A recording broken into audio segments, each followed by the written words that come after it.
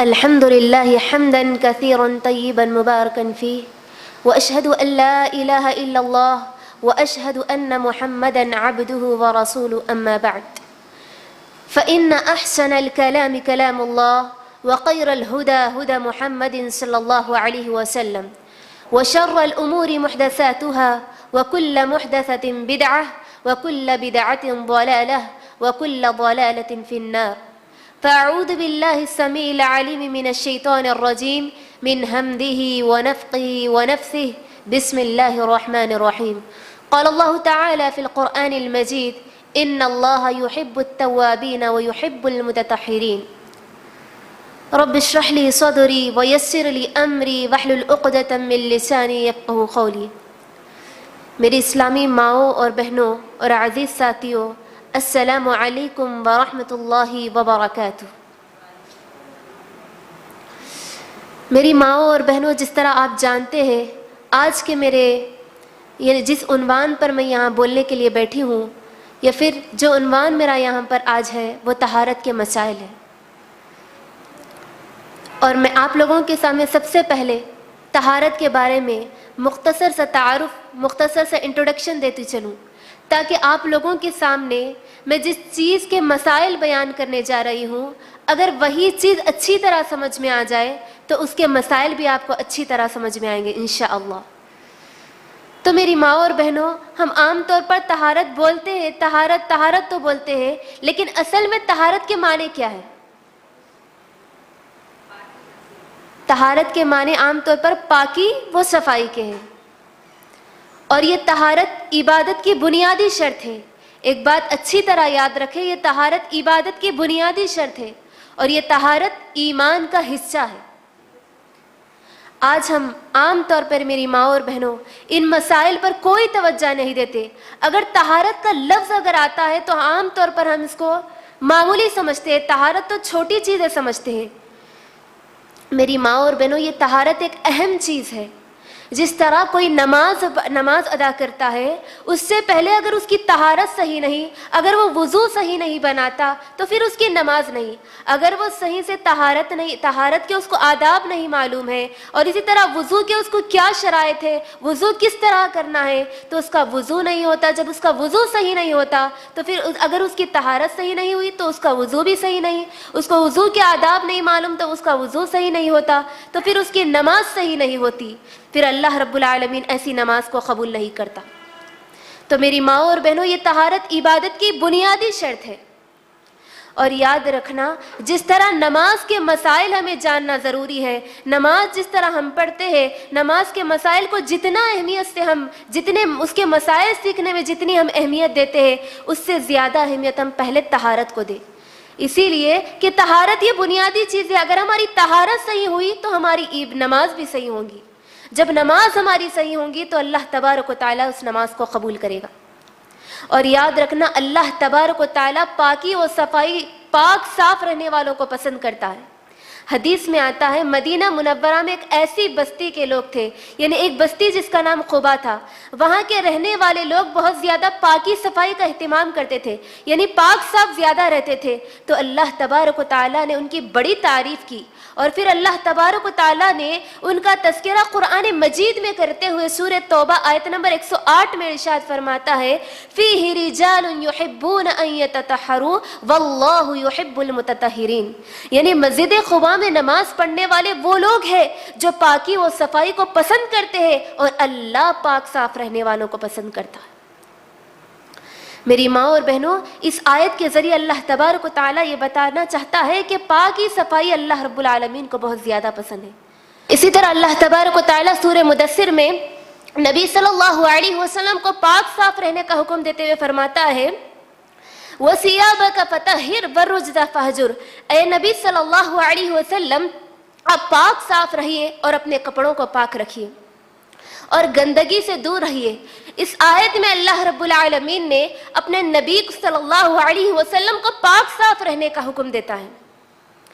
اسی طرح میری ماں اور بہنوں، آج اللہ رب العالمین نے جس طرح نبی صلی اللہ علیہ وسلم پاکی و صفائی کے اندر ایک بہت بڑی مثال ہے ہمارے لیے۔ اسی طرح نبی صلی اللہ علیہ وسلم نے اپنی امت کو ان مسائل سکھانے میں ایک بہت بڑی مثال قائم کی ہے، جس بات کا آپ کو معلوم ہونا چاہیے کہ یہودی ایک مرتبہ سلمان فارسی رضی اللہ عنہ سے کہنے لگے، یعنی سلمان فارسی یہ کون ہے؟ اللہ کے نبی صلی اللہ علیہ وسلم کے ساتھی ہے۔ تو ان سے یہودی ایک مرتبہ کہنے لگے کہ سلمان فارسی تمہارا پیغمبر کیسا پیغمبر ہے جو ہر چیز کے مسائل سکھاتا ہے، یہاں تک کہ رفع حاجت کے مسائل بھی سکھلاتا ہے، یعنی جب انسان اپنی ضرورت سے فارغ ہو تو اس کے ہی مسائل سکھلاتا ہے، تمہارے پیغمبر کیسا پیغمبر ہے؟ تو سلمان فارسی رضی اللہ عنہ کوئی کمتری کا شکار نہیں ہوئے، بلکہ فخر سے کہا ہاں ہمارا پیغمبر ایک ایسا پیغمبر ہے جو ہمیں ہر چیز کے مسائل سکھلاتا ہے، ہر چیز یعنی ہر چھوٹی چھوٹی چیز کے مسائل سکھلاتا ہے، یہاں تک کہ ہمیں رفع حاجت کے مسائل بھی ہمیں سکھاتے ہیں، رفع حاجت کے آداب بھی ہمیں سکھاتے ہیں۔ تو میری ماں اور بہنوں، یہ اللہ تبارک و تعالیٰ کی بہت بڑی نعمت ہے کہ اللہ رب العالمین نے اپنے نبی صلی اللہ علیہ وسلم کے ذریعے ہمیں ہر طرح کے مسائل سکھلائے، یہاں تک کہ چھوٹی چھوٹی چیزوں کے مسائل ہمیں سکھلائے۔ میری ماں اور بہنوں، اگر ہمیں یہ مسائل کا علم نہ ہوتا تو آج ہم بھی دوسری قوموں کی طرح، دوسرے کلچر کی طرح آج ہم بھی اسی طرح طہارت کے آداب اپناتے، اسی طرح طہارت کے مسائل اپناتے جس طرح آج دوسری قومیں اپناتی ہیں، اور ہم بھی انہی کی طرح جانوروں کی طرح اپنی زندگی گزارتے ہوئے فخر محسوس کرتے اور پھر خوشی محسوس کرتے۔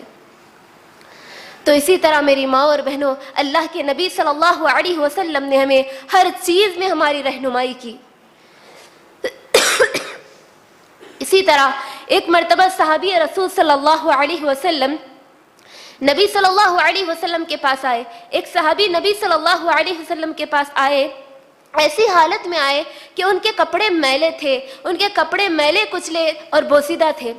تو نبی صلی اللہ علیہ وسلم جب ان کی یہ حالت دیکھے تو اس صحابہ سے، وہ جو صحابہ آئے تھے آپ کے پاس، یعنی جو نبی صلی اللہ علیہ وسلم کے ساتھی آئے تھے، ان سے کہا کیا تمہارے پاس کوئی مال نہیں ہے؟ تو انہوں نے کہا اے اللہ کے رسول، میرے پاس سب کچھ ہے، میرے پاس مال ہے، میرے پاس گھوڑے ہیں، میرے پاس دولت ہے، سب کچھ ہے اللہ کے نبی۔ تو نبی صلی اللہ علیہ وسلم نے فرمایا کہ اللہ تبارک و تعالیٰ نے جو چیزیں تمہیں دی ہے، جو انعامات تمہیں دی ہے، اس کا اثر تمہارے کپڑوں سے، تمہاری ہر چیز سے ظاہر ہونا چاہیے۔ یعنی جو چیزیں اللہ رب العالمین ہمیں دے رکھی ہے اس کو اپناتے ہوئے ہم پاکی و صفائی کا خیال رکھیں۔ اور اسی طرح میری ماں اور بہنوں، آج ہم جب بھی ان مسائل کو بیان کرتے ہیں یا پھر جب بھی ہم ان مسائل کے بارے میں سمجھاتے ہیں تو آج ہماری خواتین کو بڑی شرم آتی ہے، بڑی حیا محسوس ہونے لگتی ہے۔ میری ماں اور بہنوں، جب ہماری بچیاں، جب ہماری اولاد فون لے کر یا پھر ٹی وی پر گندے گندے ویڈیوز اگر دیکھے تب ہمیں شرم نہیں آتی، لیکن جب ہم یہ مسائل بیان کرنے لگے تو آج ہماری خواتین کو بڑی شرم آتی ہے۔ میری ماں اور بہنوں، یاد رکھنا، جو شریعت، جو اسلام ہمیں طہارت و پاکیزگی کے طہارت و پاکیزگی کے بارے میں درس دیتا ہے، جو اسلام ہمیں، جو شریعت ہمیں پاکی اور حیا کا درس دیتا ہے، وہی اسلام ہمیں ان مسائل سیکھنے کا حکم دیتا ہے۔ اور اسی طرح جس طرح نبی صلی اللہ علیہ وسلم ایک کنواری لڑکی سے زیادہ باحیا تھے، ایک کنواری لڑکی سے زیادہ شرم و حیا والے تھے، جب نبی صلی اللہ علیہ وسلم نے اپنی امت کو ایسے ان تمام مسائل سکھائے تو کیا میری بہنوں ہم ان سے زیادہ باحیا ہو گئے؟ کیا ہم ان سے زیادہ شرم والے ہو گئے؟ تو میری ماں اور بہنوں، ہم ان مسائل کے سیکھنے میں کوئی شرم محسوس نہ کرے بلکہ ان مسائل کو سیکھیں۔ اور اسی طرح میری ماں اور بہنوں، آج ہماری لڑکیاں جوان ہو جاتے ہیں، بالغ ہو جاتے ہیں، لیکن ان کو طہارت کے عام مسائل نہیں معلوم ہوتے ہیں۔ وہ جن کالجز میں تعلیم حاصل کرتے ہیں یا پھر جس اسکولز میں وہ پڑھتے ہیں، وہاں کے کلچر کے لوگ، وہاں کے مذہب کے لوگ جو طہارت کے آداب ہیں، جو ان کے پاس غلط طریقے، جو ان کے پاس ناپاک طریقے ہیں، وہی طریقہ اپناتے ہوئے وہ طہارت لیتے ہیں۔ میری ماں اور بہنوں، افسوس کی بات ہے، اگر آج ہماری خواتین کو یہ مسائل معلوم ہوتے تو اپنی اولاد کو بتاتے اور ان کی اولاد وہی طریقہ استعمال کرتی، وہی طریقہ یوز کرتی جو نبی صلی اللہ علیہ وسلم سے ثابت ہے، جو اسلام ہمیں طریقہ سکھلاتا ہے۔ تو میری ماں اور بہنوں، آج ہمیں سخت ضرورت ہے کہ آج ہم خواتین ان مسائل کو سیکھیں، اپنی اولاد کو سکھائیں، تاکہ ہماری اولاد کوئی اور جگہ بھٹکنے سے محفوظ رہے۔ اسی طرح میری ماں اور بہنوں، طہارت کی فضیلت یہ ہے کہ طہارت نبی صلی اللہ علیہ وسلم نے طہارت کو نصف دین کہا، یعنی طہارت، پاکی و صفائی آدھا دین ہے۔ الطہور شطر الایمان، پاکی آدھا، پاک صاف رہنا یہ آدھا ایمان ہے۔ اسی طرح میری ماں اور بہنوں، طہارت کی اہمیت یہ ہے کہ طہارت کے بغیر، پاکی و صفائی کے بغیر نماز نہیں ہوتی۔ نبی صلی اللہ علیہ وسلم نے فرمایا لا تقبل صلاة احدکم بغیر طہور، یعنی بغیر پاکی و صفائی کے نماز قبول نہیں ہوتی۔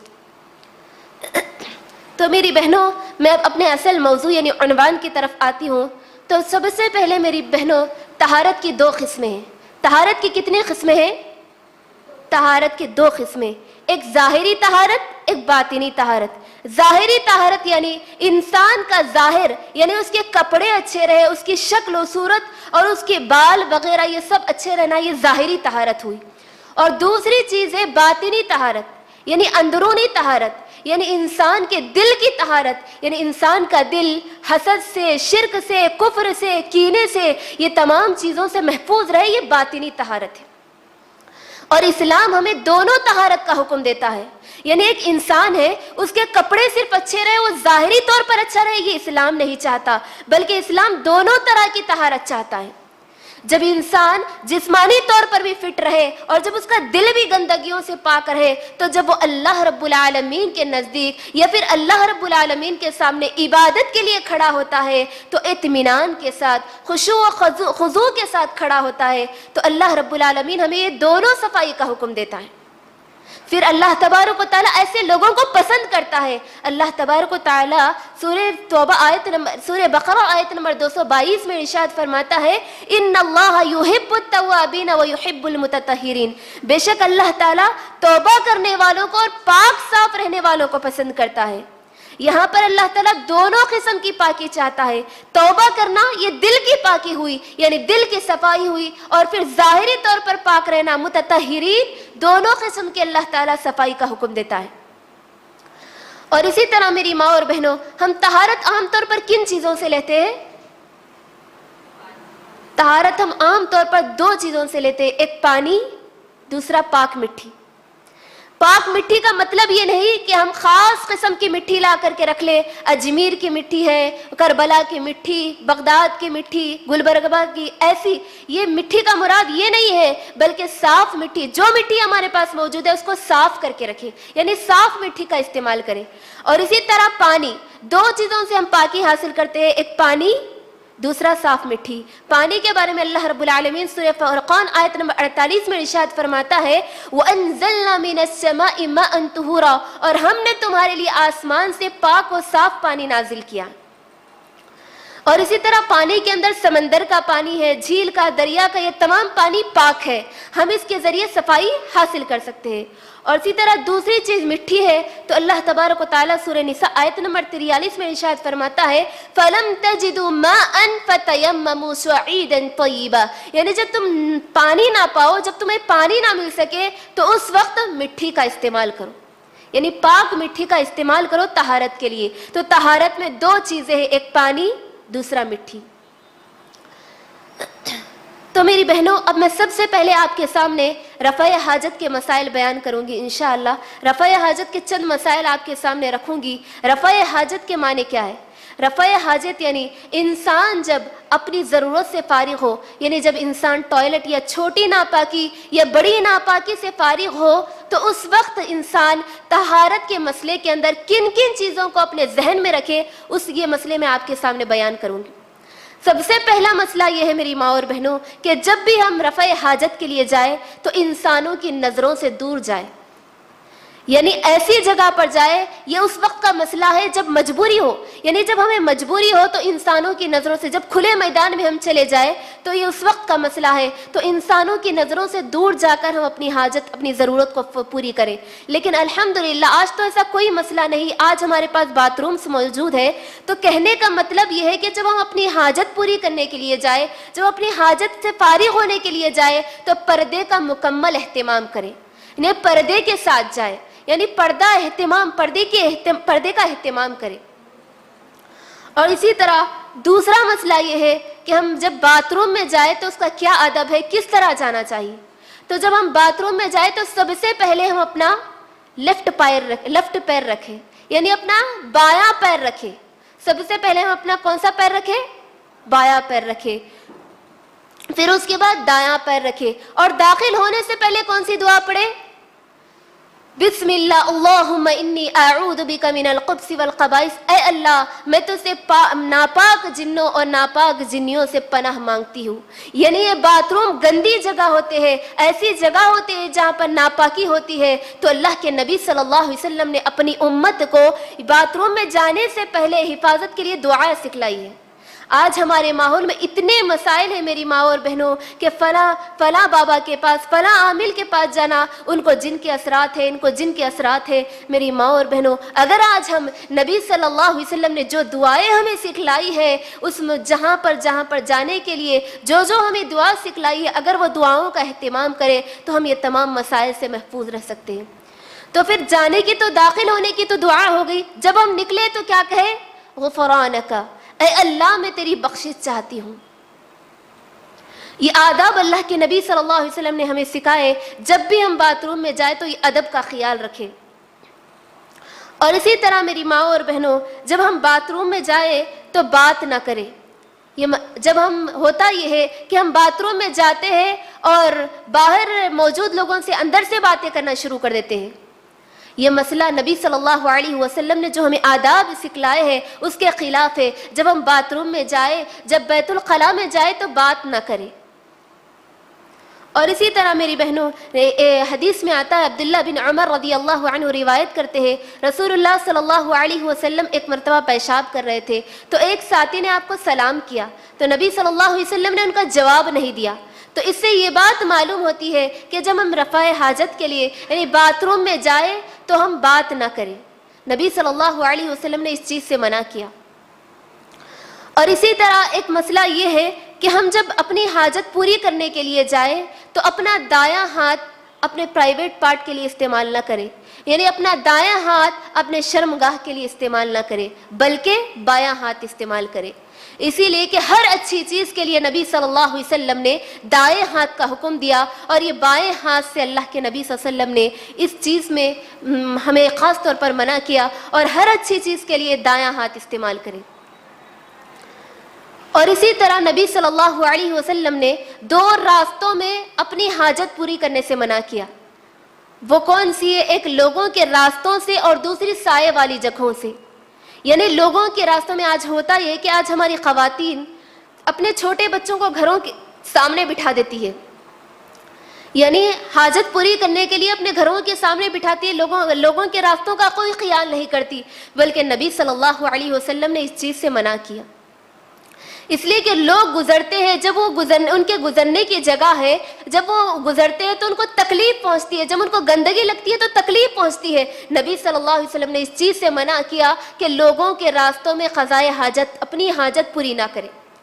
اور اسی طرح سائے والی جگہوں سے، سائے والی جگہوں میں مسافر آتے ہیں اور آرام کرنے کی جگہ ہوتی ہے، ان کے بیٹھنے کی جگہ ہوتی ہے، تو ہم سائے والی جگہوں سے بھی دور رہیں، یعنی سائے والی جگہوں میں گندگی نہ پھیلائیں۔ اللہ کے نبی صلی اللہ علیہ وسلم نے کہا اتقوا اللاعنین، یعنی دو لعنت والی جگہوں سے بچو، ایک لوگوں کے راستوں سے اور سائے والی جگہوں سے، یعنی قضائے حاجت پوری کرنے سے دو جگہوں سے بچو۔ یہ دو راستوں سے، یعنی لوگوں کے راستے میں اور سائے والی جگہوں میں ہمیں اپنی حاجت پوری نہیں کرنا چاہیے۔ اسی طرح میری بہنوں، جب ہم بیت الخلاء یعنی باتھ روم میں جائیں تو اللہ تبارک و تعالیٰ کے نام والی چیز کوئی ساتھ میں نہ لے جائے۔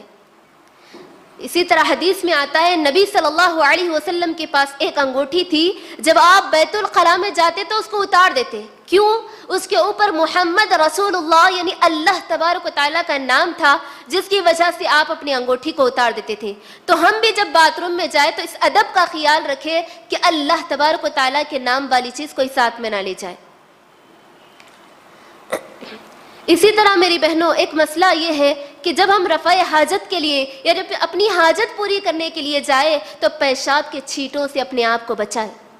اللہ کے نبی صلی اللہ علیہ وسلم نے اس چیز سے خاص طور پر منع کیا، اس چیز سے بچنے کی ہدایت کی. حدیث میں آتا ہے، عبداللہ بن عباس رضی اللہ عنہ روایت کرتے ہیں، رسول اللہ صلی اللہ علیہ وسلم ایک مرتبہ 2 قبروں کے پاس سے گزر رہے تھے تو آپ نے فرمایا کہ اس میں ایک قبر والے کو صرف اسی لیے عذاب دیا جا رہا ہے کہ وہ پیشاب کی چھینٹوں سے بچتا نہیں تھا. میری ماں اور بہنوں، صرف پیشاب کی چھینٹوں کی وجہ سے اسے قبر میں عذاب دیا جا رہا ہے. تو نبی صلی اللہ علیہ وسلم نے پیشاب کی چھینٹوں سے بچنے کا ہمیں حکم دیا. تو جب بھی ہم اپنی حاجت کو پوری کرنے کے لیے جائیں تو پیشاب کی چھینٹوں سے بچیں، بلکہ صفائی کا اہتمام کریں. اسی طرح میری بہنوں، جب ہم رفع حاجت سے فارغ ہوتے ہیں تو سب سے پہلے نماز کے لیے ہمیں کس چیز کی ضرورت ہوتی ہے؟ وضو کی ضرورت ہوتی ہے. تو ہم اب وضو کے چند مسائل دیکھیں گے. تو سب سے پہلے میری ماں اور بہنوں، وضو کی کیا فضیلت ہے، وضو کب ٹوٹتا ہے اور وضو کب پسندیدہ عمل ہے، اس کے چند مسائل میں آپ کے سامنے رکھوں گی انشاءاللہ. تو سب سے پہلی چیز میری ماں اور بہنوں، یہ وضو نماز کے لیے شرط ہے. بغیر وضو کے نماز نہیں ہوتی. اللہ تبارک و تعالیٰ سورہ مائدہ آیت نمبر 4 میں ارشاد فرماتا ہے، یا ایھا الذین آمنوا اذا قمتم الی الصلاۃ فاغسلوا وجوہکم وایدیکم الی المرافق وامسحوا برؤوسکم وارجلکم الی الکعبین. یعنی اے ایمان والو، جب تم نماز کے لیے جاؤ تو سب سے پہلے جب تم نماز کا ارادہ کرو تو اپنے چہرے اور ہاتھوں کو کہنیوں تک دھو لو. یعنی اپنے چہرے کو اور ہاتھوں کو کوہنیوں تک دھو لو اور سر کا مسح کرو اور اپنے پیروں کو ٹخنوں تک دھو لو. اس کے اندر اللہ تبارک و تعالیٰ نے اس آیت کے اندر وضو کے فرائض کو مکمل بیان کیا. یعنی وضو کس طرح کرنا ہے، وضو کے کیا کیا فرائض ہیں، اس آیت میں اللہ رب العالمین نے بیان کیا. اسی طرح میری بہنوں، وضو کے بغیر نماز نہیں ہوتی. لا تقبل صلاۃ احدکم اذا احدث حتى يتوضا. یعنی تم میں سے کسی کی نماز بغیر وضو کے نہیں ہوتی. اور اسی طرح پھر وضو کی فضیلت یہ ہے میری ماں اور بہنوں، وضو کی فضیلت اتنی زیادہ ہے کہ احادیث کے اندر نبی صلی اللہ علیہ وسلم نے وضو کی فضیلت بہت زیادہ بیان کی، جن میں سے صرف ایک حدیث آپ لوگوں کے سامنے بیان کروں گی انشاءاللہ. حضرت ابو ہریرہ رضی اللہ عنہ روایت کرتے ہیں، رسول اللہ صلی اللہ علیہ وسلم نے فرمایا کہ میں قیامت کے دن میں دوسرے امت کے لوگوں کو اس طرح اپنے حوض پر آنے سے روکوں گا جس طرح کوئی شخص اپنے اونٹوں کو، دوسروں کے اونٹوں کو اپنے حوض پر آنے سے روکتا ہے. تو صحابہ نے پوچھا، اے اللہ کے رسول، اس دن آپ اپنے امت کو کیسے پہچانیں گے؟ سبحان اللہ. صحابہ کرام رضوان اللہ علیہم اجمعین جب بھی کوئی چیز سمجھ میں نہیں آتی تو فوراً نبی سے پوچھ لیا کرتے تھے اور کہنے لگے، اے اللہ کے نبی صلی اللہ علیہ وسلم، اس دن آپ اپنی امت کو کیسے پہچانیں گے؟ تو نبی صلی اللہ علیہ وسلم نے فرمایا کہ اس دن میری امت کے ہاتھوں اور پیروں کی چمک اتنی زیادہ ہوں گی، یعنی ان کے ہاتھ پیر اتنا چمکیں گے کہ میں ان کے ہاتھ اور پیر کے نشانوں، چمکنے کے نشانوں کی وجہ سے انہیں پہچانوں گا. اللہ اکبر. یہ وضو کی فضیلت ہے میری ماں اور بہن. اسی طرح میری بہنوں، وضو سے پہلے وضو کرنے سب سے پہلے کیا پڑھنا چاہیے؟ ہمیں کون سی دعا پڑھنی چاہیے؟ وضو سے پہلے ہم صرف بسم اللہ کہیں. میری ماں اور بہنوں، وضو کے لیے کوئی خاص دعا نہیں، صرف بسم اللہ کہنا ہے. وضو کی نیت کریں اور بسم اللہ کہیں. اسی طرح رسول اللہ صلی اللہ علیہ وسلم نے فرمایا کہ لا وضوء لمن لم یذکر اسم اللہ. یعنی جو اللہ تبارک و تعالیٰ کا نام نہیں لیتا، یعنی جو بسم اللہ نہیں پڑھتا، اس کا وضو نہیں ہوتا. اسی طرح میں آپ کے سامنے وضو کا جو صحیح طریقہ ہے، وضو کا جو مسنون طریقہ ہے، وہ آپ کے سامنے رکھوں گی. آج ہمارے ماحول کے اندر وضو کے متعلق بہت زیادہ شکوک و شبہات، یعنی وضو کس طرح کرے، یا پھر وضو کے اندر لمبی چوڑی دعائیں پڑھتے بیٹھ جاتے ہیں. جب ایک ہاتھ کو دھوتے ہیں تو ایک دعا، جب منہ کو دھوتے ہیں تو ایک دعا. یہ ہمارے ماحول میں عام طور پر مشہور ہے. تو میری ماں اور بہنوں، یہ تمام بدعات ہے۔ وضو کا جو صحیح طریقہ ہے میں آپ لوگوں کے سامنے رکھوں گی، جو نبی صلی اللہ علیہ وسلم کی حدیث سے ثابت ہے۔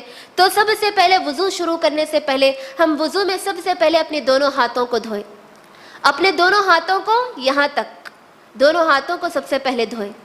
اس کے بعد کلی کریں، کلی ایسے کریں میری ماں اور بہنوں کہ پانی منہ میں ڈالیں اور منہ میں آگے پیچھے کریں، یعنی تاکہ منہ کی صفائی ہو جائے، پھر وہ پانی سے کلی کریں۔ اسی طرح تیسری چیز، ناک میں پانی ڈالیں، پھر ناک کی اچھی طرح صفائی کریں اور پھر ناک جھاڑیں۔ اس کے بعد اپنا چہرہ دھوئیں۔ چہرہ کہاں سے کہاں تک دھونا ہے؟ سر کے بال ہمارے جہاں سے شروع ہوتے ہیں وہاں سے لے کے ٹھڈی تک، اور پھر ایک کان سے لے کے دوسرے کان کی لو تک، یہ چہرہ دھونے کی لمٹ ہے۔ تو چہرہ دھوئے، اس کے بعد اپنے ہاتھوں کو کوہنیوں تک دھوئے، اپنے دونوں ہاتھوں کو کوہنیوں تک دھوئے۔ پہلے سیدھا ہاتھ دھوئے، یعنی اپنا دایاں ہاتھ پہلے دھوئے، اس کے بعد بایاں ہاتھ دھوئے۔ اس کے بعد اپنا سر کا مسح کریں۔ اپنا سر کا مسح کس طرح کرنا ہے میری ماں اور بہنوں؟ سب سے پہلے اپنے سر کے بال جہاں سے شروع ہو رہے وہاں سے اپنے دونوں ہاتھوں کو پیچھے لے جائے، یعنی گدی تک لے جائے، پھر گدی سے گدی تک لے جائے، پھر وہاں سے واپس سر کی طرف لے جائے، جہاں سے شروع کرے تھے وہاں سے۔ پہلے شروع سر سے کرے، گدی تک لے جائے، پھر گدی سے واپس سر کی طرف لے آئے۔ یہ سر کے یہ مسح کا صحیح طریقہ ہے میری ماں اور بہنوں۔ اس کے اندر گردن کا مسح وغیرہ آج ہمارے ماحول میں آج ہماری خواتین کرتی ہے، یہ گردن کا مسح نبی صلی اللہ علیہ وسلم سے ثابت نہیں ہے، سر کے مسح کا یہ طریقہ۔ پھر اسی طرح کان کا، یعنی کان کے اندر دونوں شہادت کی انگلیوں کو ڈالے، دونوں شہادت کی انگلیوں سے کان کے اندر کی صفائی کرے، پھر انگوٹھے سے اس کے باہر کی صفائی کرے۔ اس کے بعد اپنے دونوں پیر دھوئے، سب سے پہلے اپنا دایاں پیر دھوئے، پھر بایاں پیر دھوئے، اور اپنی انگلیوں کے اندر خلال کرے، یعنی اپنی انگلیوں کے اندر خلال کرتے ہوئے کوئی جگہ نہیں چھوٹنی چاہیے۔ یعنی اسی طرح ایک مرتبہ نبی صلی اللہ علیہ وسلم کے پاس ایک ساتھی آئے جو وضو کرنے کے دوران ان کے صرف ایک ناخن برابر پیر پہ ان پہ ایک ناخن کے برابر جگہ چھوٹی ہوئی تھی۔ تو نبی صلی اللہ علیہ وسلم نے کہا کہ ارجع فاحسن وضوءک، جاؤ اور پھر سے وضو کر کے آؤ۔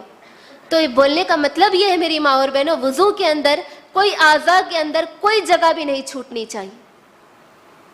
اور اسی طرح پہ جب ہم مکمل وضو کر لیں تو کون سی دعا پڑھے؟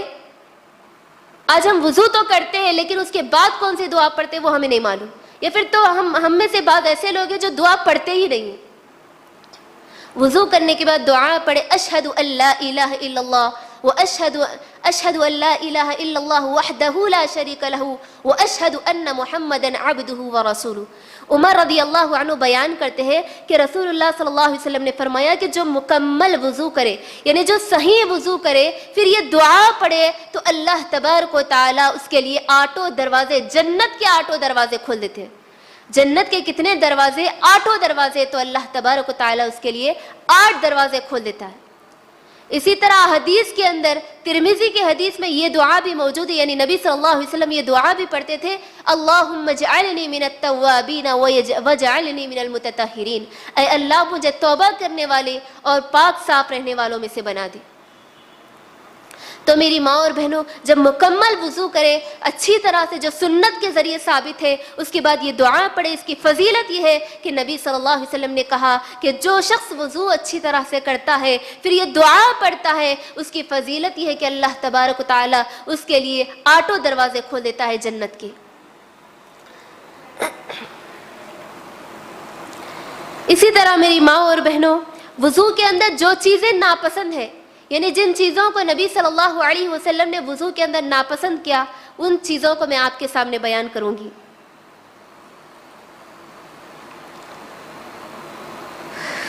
تو سب سے پہلی چیز میری ماں اور بہنوں، وضو کے اندر ہم اپنے اعضاء وضو کو 3 مرتبہ سے زیادہ نہ دھوئیں۔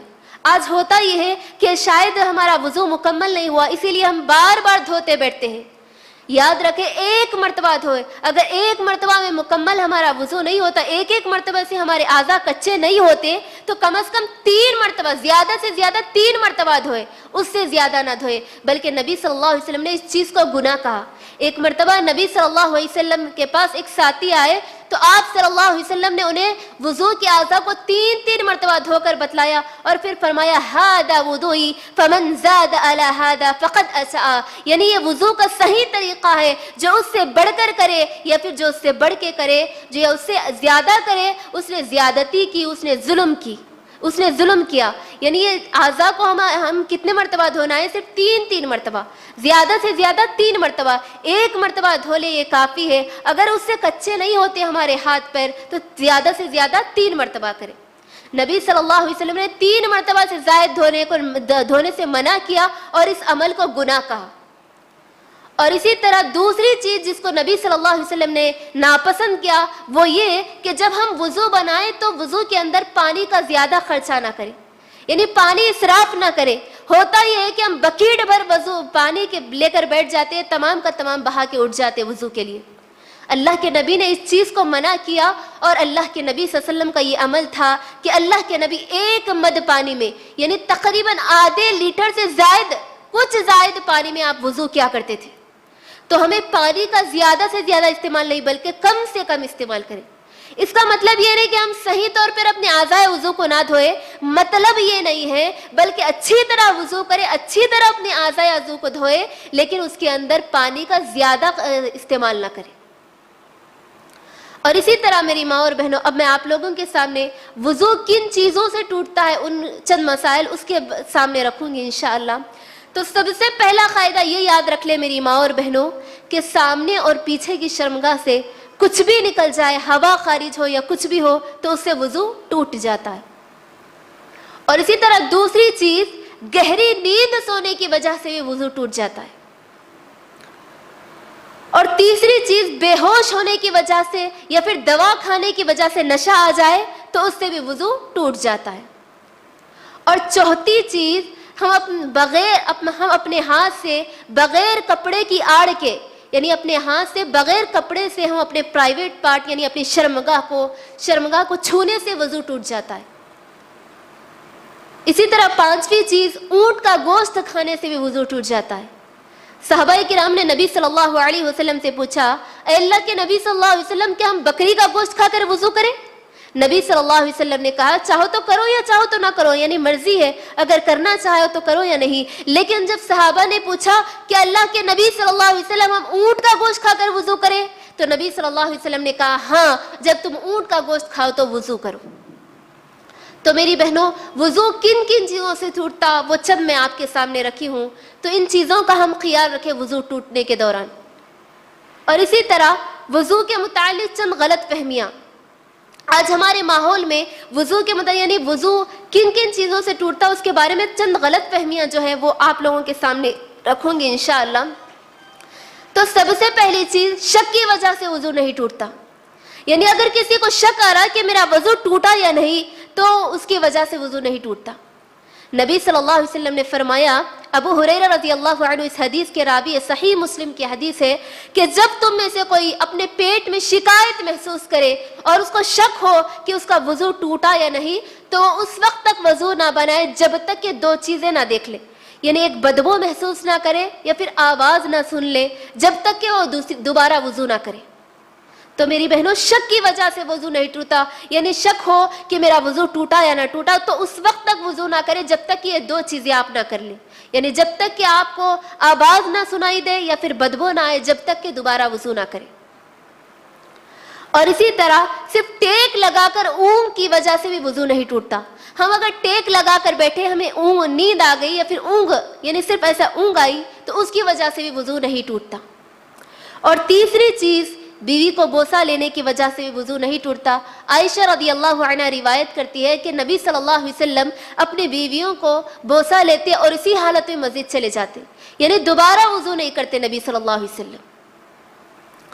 اور اسی طرح قہقہے لگا کر ہنسنے کی وجہ سے بھی وضو نہیں ٹوٹتا، یعنی ہم زور زور سے ہنس رہے ہیں، اس کی وجہ سے بھی وضو نہیں ٹوٹتا۔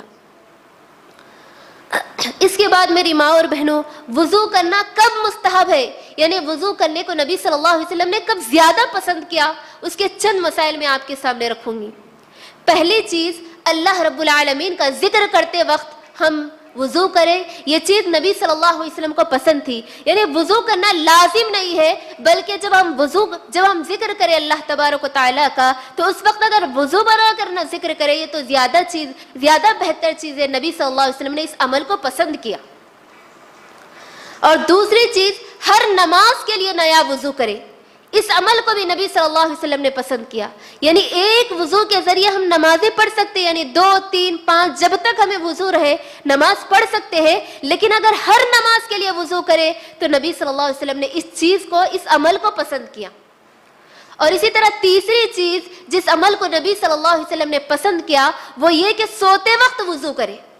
जब हम सोने का इरादा करें रात में तो उस वक्त वजू करें, ये नबी सल्लल्लाहु अलैहि वसल्लम ने इस अमल को पसंद किया। और चौथी चीज, हर हदस के बाद, यानी जब भी हम रफ़ा हाजत के लिए, यानी बाथरूम में, टॉयलेट वगैरह के लिए जाए, छोटी नापाकी या बड़ी नापाकी के लिए जाए, तो फौरन वजू करें। जब हम हाजत से फारिग हो तो फौरन वजू करें। इस अमल को भी नबी सल्लल्लाहु अलैहि वसल्लम ने पसंद किया।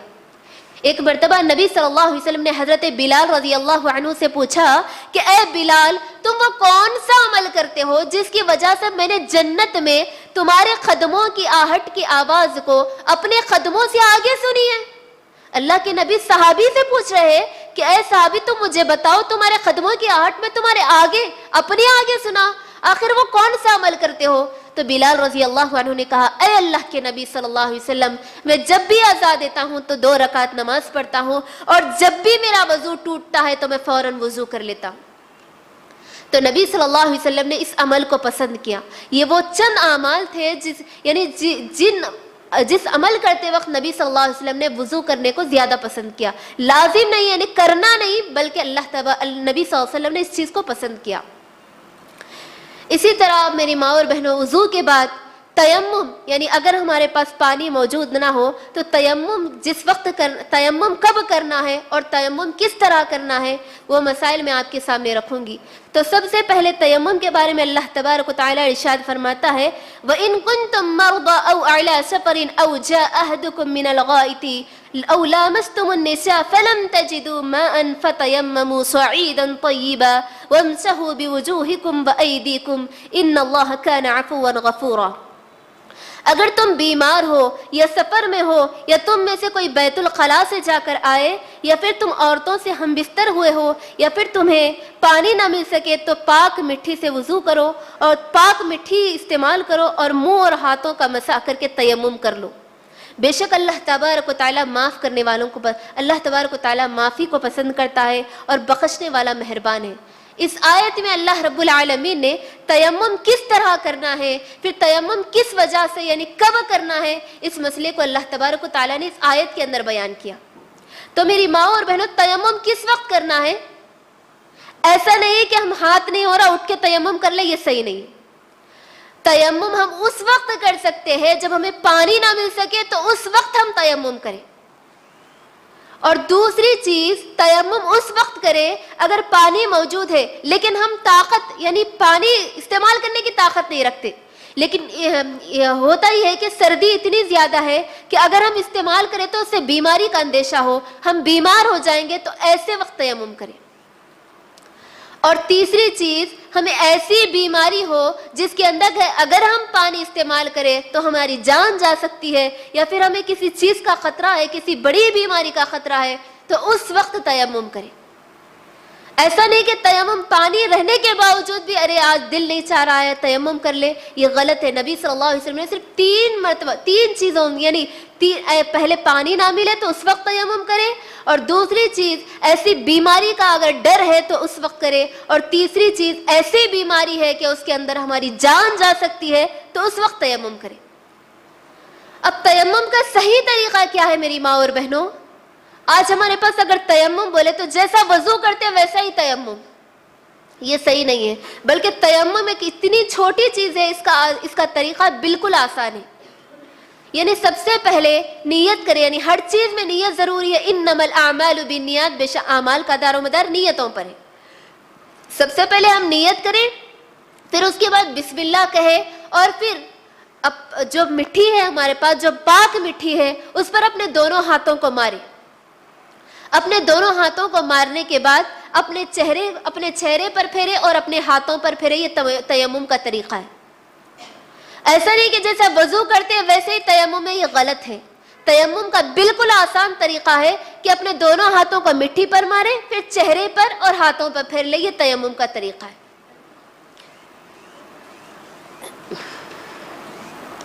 اور اسی طرح میری ماں اور بہنوں, تیمم کے بعد میں آپ کے سامنے غسل کے چند احکام یا پھر مسائل رکھنے کی کوشش کروں گی. غسل کے معنی کیا ہے؟ غسل کے معنی نہانے کے ہیں. یعنی شرعی تعریف اس کی یہ ہے کہ نیت کے ساتھ مکمل بدن پر صاف پانی بہانا, یہ غسل کہلاتا ہے. غسل کے معنی عام طور پر نہانے کے ہیں. یعنی جب ہمیں غسل عام طور پر ہم کب کرنا ہے, یعنی کب لازم ہے ہمارے لیے, کب کرنا ہمارے لیے ضروری ہو جاتا, یہ چیزیں میں آپ کے سامنے رکھوں گی انشاءاللہ.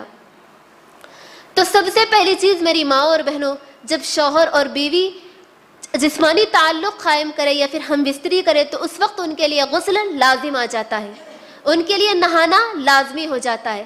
پہلا مسئلہ یہ بات یاد رکھیں کہ جب شوہر اور بیوی آپس میں تعلق قائم کرے یا صحبت کرے تو ان کے لیے غسل لازم آ جاتا ہے.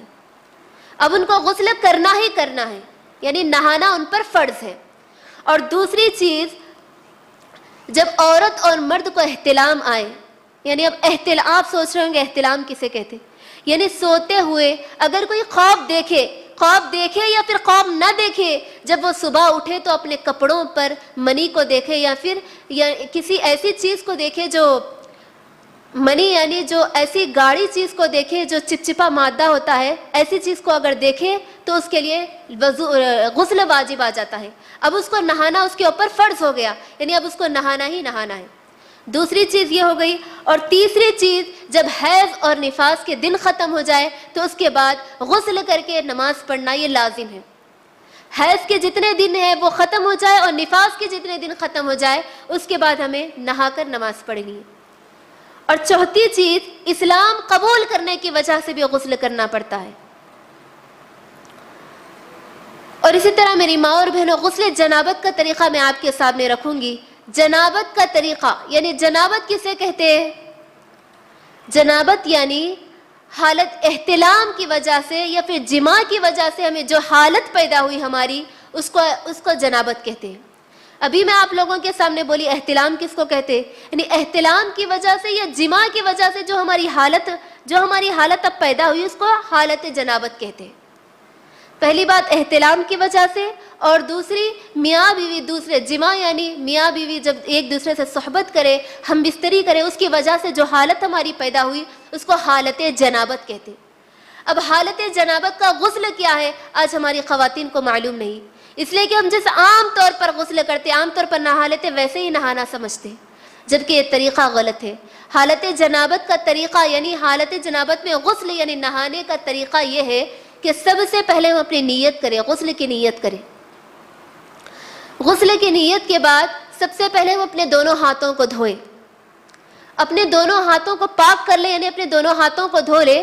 پھر اس کے بعد اپنے دائیں ہاتھ سے بائیں ہاتھ پر, یعنی اپنے رائٹ ہینڈ سے لیفٹ ہینڈ پر پانی ڈال کر اپنے پرائیویٹ پارٹ یعنی شرمگاہ کو دھوئیں. اور اس کے بعد تیسری چیز, وضو کریں. جس طرح ہم نماز کے لیے وضو کرتے ہیں اسی طرح وضو کریں.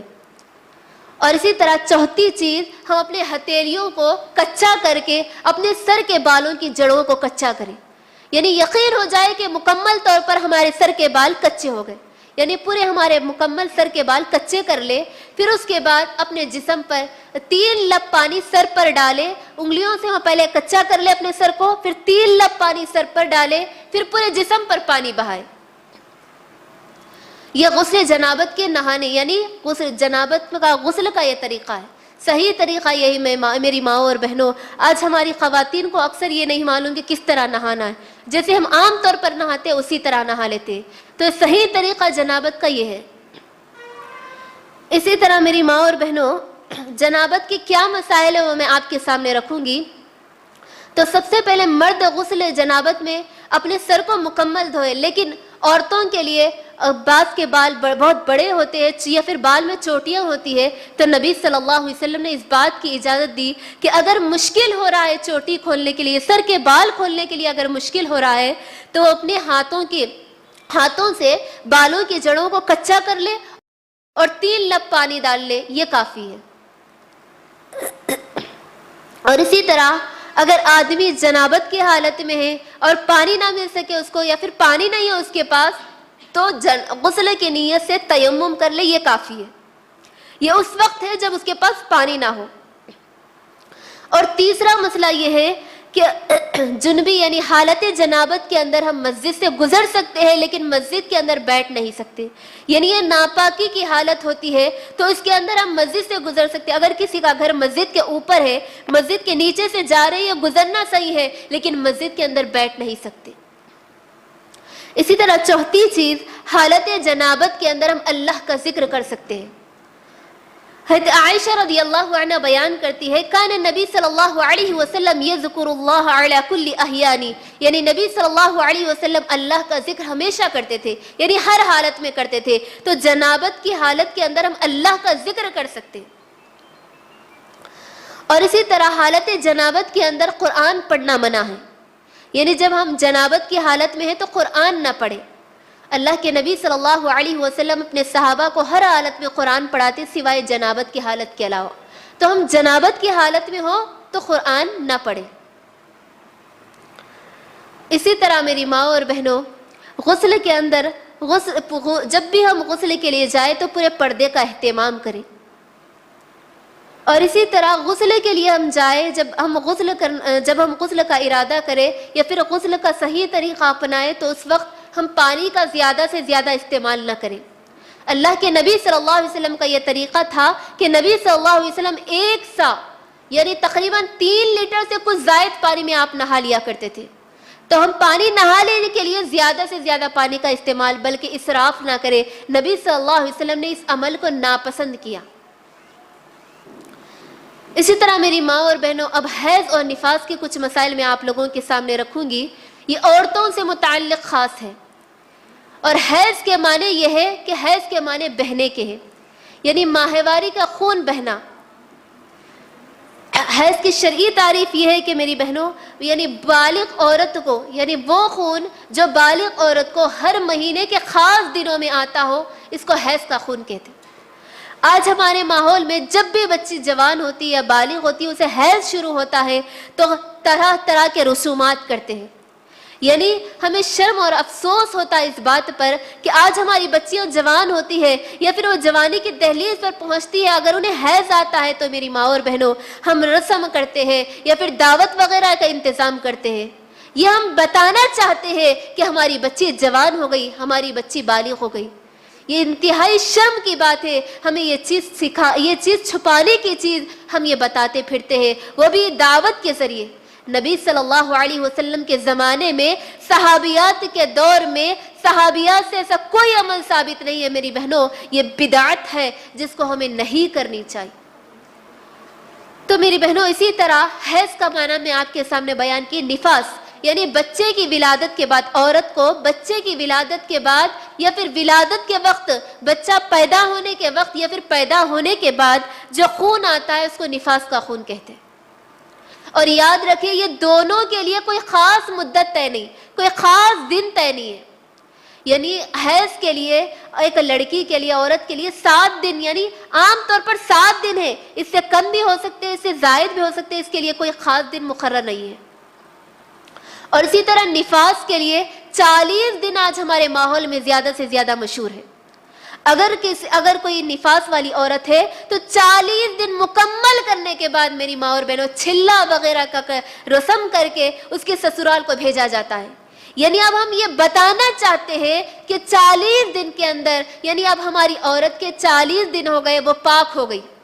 نعوذ باللہ، اللہ کی پناہ میری ماں اور بہنوں، یہ 40 دن کا تصور ہمارے دماغوں میں کہاں سے آیا؟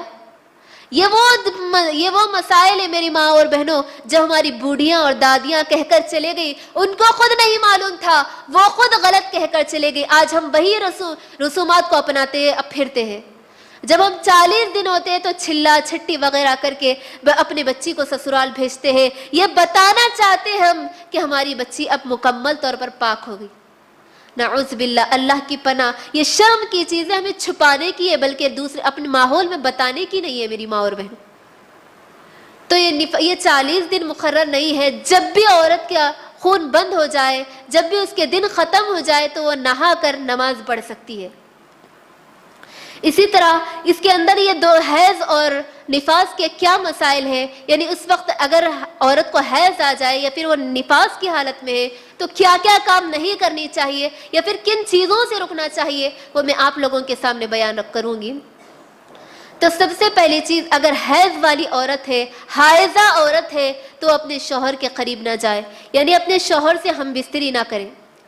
اللہ تبارک و تعالیٰ کا ارشاد ہے وَلَا تَقْرَبَنَّ حَتَّى يَطْهَرْنَ، یعنی تم ان کے قریب نہ جاؤ یہاں تک کہ پاک نہ ہو جاؤ۔ یہ مسئلہ آج ہماری خواتین کو اکثر معلوم نہیں، یعنی جب ہم حیض کے دوران رہے، جب ہم حیض کے مدت کے اندر رہے تو اپنے شوہر سے دور رہے۔ اللہ کے نبی صلی اللہ علیہ وسلم نے خاص طور پر منع کیا ہم عورتوں کو کہ اس کے اندر اپنے شوہر سے ہم بستری نہ کریں۔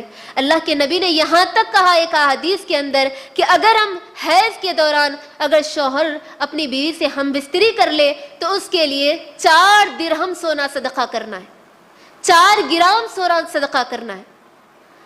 اگر وہ حیض کے اندر ہم بستری کرتا ہے تو 4 گرام سونا صدقہ کرے، اور اگر حیض ختم ہو جائے لیکن پانی نہیں نہایا، غسل نہیں کیے، تو اس سے پہلے اگر ہم بستری کر لے اس کے لیے 2 گرام سونا صدقہ کرنا ہے۔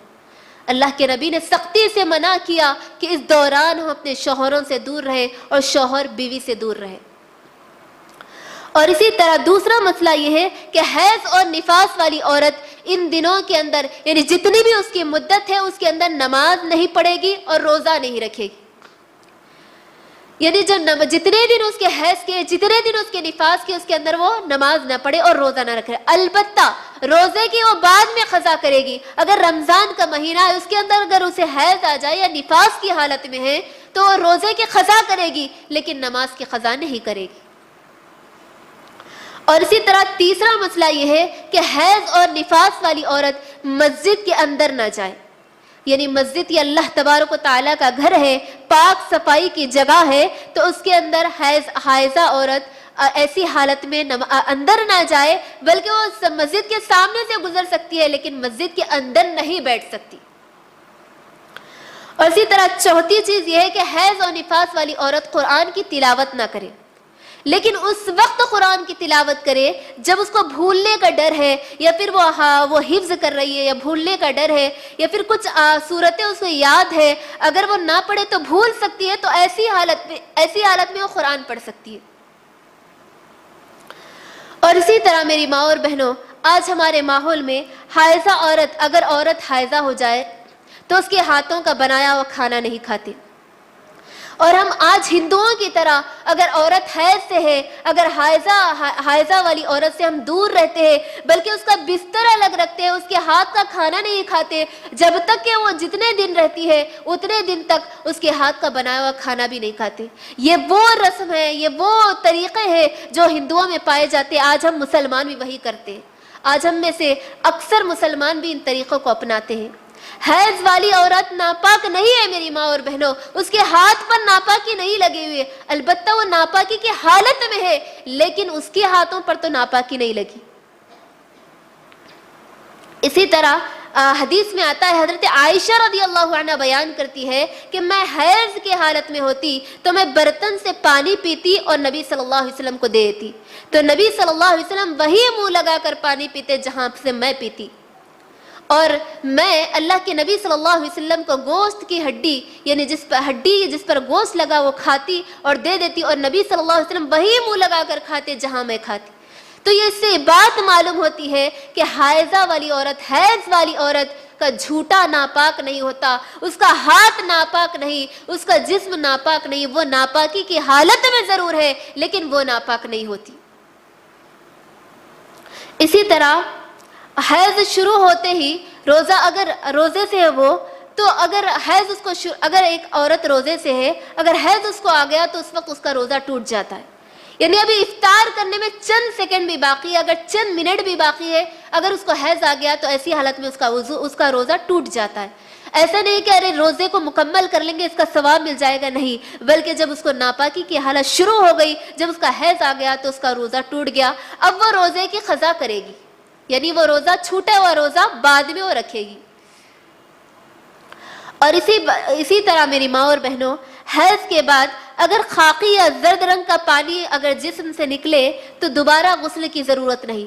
یعنی ایک عورت پانی نہا لے، اس کے بعد اگر اس کو خاکی یا زرد رنگ کا اگر پانی نکلتا ہے تو اس سے ہمارا غسل نہیں ٹوٹتا، یعنی دوبارہ پانی نہانے کی ضرورت نہیں. اور اسی طرح چوتھا مسئلہ یہ ہے کہ حیض سے پاک ہونے میں ہم بلا وجہ جلدی یا پھر بلا وجہ تاخیر نہ کریں. یعنی اتنی جلدی نہیں کہ ابھی حیض کے دن ختم نہیں ہوئے ہم پانی نہانے میں جلدی کریں، پھر نہائے پھر نماز پڑھے، ایسے بھی نہیں. اور پھر ایسا نہیں کہ بلا وجہ تاخیر اور 2-3 نمازیں چھوڑ دیں گے، اس کے بعد کر لیں گے، اس کے بعد نہا لیں گے، ایسا بھی نہیں. اس چیز سے منع کہ ہماری صحابیات یعنی یہ دونوں طریقوں سے ہماری صحابیات دور رہا کرتی تھی. یعنی بلا وجہ تاخیر بھی نہیں اور بلا وجہ جلدی بھی نہیں. جب اس کے حیض کے دن ختم ہو جائے یا عادت کے مطابق تو اس وقت وہ غسل کرے. اور اسی طرح 5ویں چیز یہ ہے کہ اگر کپڑے پر حیض کا خون لگ جائے تو اس کو اچھی طرح صاف کر کے اس میں نماز پڑھ سکتی ہے. یعنی ایسی مجبوری کی حالت میں ہے کہ ہمارے پاس ایک ہی کپڑا ہے، اگر اس پر حیض کا خون لگا ہوا ہے تو ہم اس خون کو صاف کر کے اس پہ نماز پڑھ سکتے ہیں. اور اسی طرح اگر کپڑے پر حیض لگا، اس کے خون کو صاف کرنے کا طریقہ یہ ہے کہ میری ماں اور بہنوں، صحابیات نبی صلی اللہ علیہ وسلم کے زمانے میں صحابیات کو تو دیکھیے، حضرت اسماء بنت ابی بکر رضی اللہ عنہا کہتی ہے کہ رسول اللہ صلی اللہ علیہ وسلم کے پاس ایک عورت آئی اور کہنے لگی کہ اللہ کے نبی صلی اللہ علیہ وسلم اگر کسی کپڑے پر حیض کا خون لگ جائے تو اس کو کس طرح صاف کرے. صحابیات بھی سبحان اللہ اگر کوئی مسئلہ نہیں معلوم ہوتا تو بلا جھجک پوچھ لیا کرتی تھی. تو وہ نبی صلی اللہ علیہ وسلم کے پاس آ کر کہنے لگی کہ اللہ کے نبی اگر حیض کا خون کپڑے پر لگ جائے تو اس کو کس طرح صاف کرے. تو نبی صلی اللہ علیہ وسلم نے فرمایا کہ پہلے اسے اچھی طرح کھرچ لے، یعنی پہلے اس کو اچھی طرح کھرچ کے صاف کر لے، پھر اس کو مل کر دھو لے، پھر اس کے بعد اس کے اوپر پانی چھڑک دے، یہ کافی ہے. جب حیض کا خون لگ جائے تو پہلے کھرچے، اس کے بعد پانی سے مل کر دھوئے اور تیسری بار پانی سے اچھی طرح دھو لے پانی ڈال کر. یہ حیض کے خون صاف کرنے کا طریقہ ہے. اور اسی طرح حائضہ عورت قرآن مجید کو ہاتھ نہ لگائے. اگر ضرورت ہے اگر اس کو قرآن لینا ہے تو کسی کپڑے وغیرہ سے پکڑے، یعنی گلفز وغیرہ پہن کے پکڑے، لیکن ڈائریکٹ قرآن مجید کو ہاتھ نہ لگائے. اسی طرح اب حیض اور نفاس کے مسائل کے بعد میری ماں اور بہنوں، میں آپ لوگوں کے سامنے استحاضہ کے مسائل رکھوں گی. یعنی استحاضہ یعنی آج ہماری خواتین کو اکثر معلوم نہیں ہے. استحاضہ وہ خون کو کہتے ہیں، یعنی جو رحم یعنی جو یوٹرس بچے دانی سے نہیں بلکہ اپنی شرمگاہ سے ایک رگ کی وجہ سے نکلتا ہے. اس خون کو استحاضہ کا خون کہتے ہیں. اس کے مسائل یہ ہے میری ماں اور بہنوں. سب سے پہلا مسئلہ یہ ہے کہ استحاضہ والی عورت اپنے حیض کے دن کو معمول کے مطابق جتنے دن ہر مہینہ آتے ہیں اس کو چھوڑ کر اس کے بعد غسل کر کے نماز پڑھے.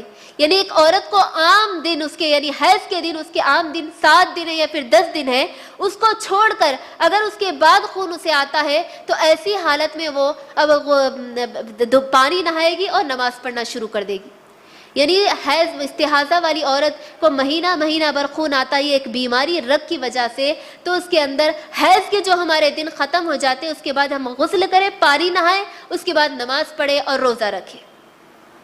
اور دوسرا مسئلہ یہ ہے کہ اگر کسی عورت کو حیض کے دن نہیں معلوم ہے، یعنی وہ کتنے دن حیض ہے اس کا نہیں معلوم ہو سکے، تو حیض کے خون میں اور استحاضہ کے خون میں فرق محسوس کر کے وہ نماز پڑھے اور نماز چھوڑے.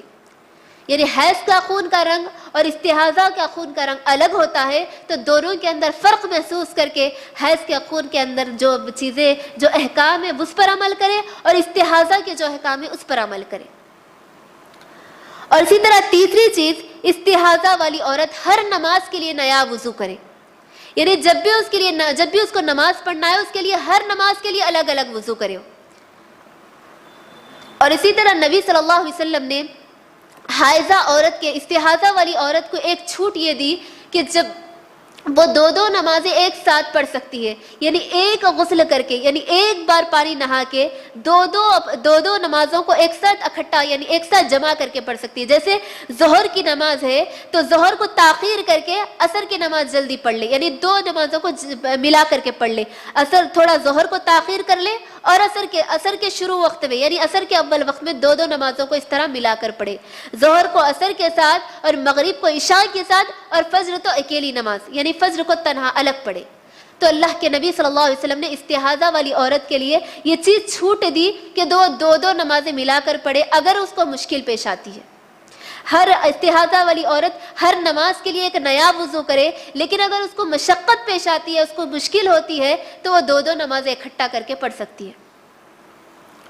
اور اسی طرح حدیث ہے کہ نبی صلی اللہ حمنہ بنت جحش رضی اللہ عنہ سے روایت ہے کہ نبی صلی اللہ علیہ وسلم کے پاس وہ آئی اور انہوں نے آ کر فتویٰ پوچھا کہ اللہ کے نبی صلی اللہ علیہ وسلم میں مہینہ بھر ناپاک رہتی ہوں۔ تو نبی صلی اللہ علیہ وسلم نے کہا کہ انہوں نے فتویٰ پوچھتے ہوئے کہا کہ اللہ کے نبی صلی اللہ علیہ وسلم مہینہ بھر میں ناپاک رہتی ہوں یعنی مہینہ بھر مجھے خون آتا ہے کہ میں نماز کو چھوڑ دوں؟ نبی صلی اللہ علیہ وسلم نے فرمایا کہ نہیں، جب تمہیں حیض آ جائے تو اس وقت نماز چھوڑو، اور جب حیض ختم ہو جائے تو اس وقت غسل کر کے دوبارہ نماز پڑھ لو۔ تو یہ میری بہنوں استحاضہ کے چند مسائل تھے، یہ جو میں اس مسائل میں آپ لوگوں کے سامنے رکھی یہ قرآن و سنت سے ثابت ہے۔ میری ماں اور بہنوں یہاں سے اٹھنے سے پہلے یہ نیت کر کے ضرور اٹھے کہ اللہ جو بھی چیز کے مسائل یہاں پر رکھے گئے انشاءاللہ اس کو جس طرح ہم سنے ہیں اس پر عمل کر کے ہم انشاءاللہ دوسروں کو بھی ویسے ہی بتائیں گے جو سنت کا صحیح طریقہ ہے۔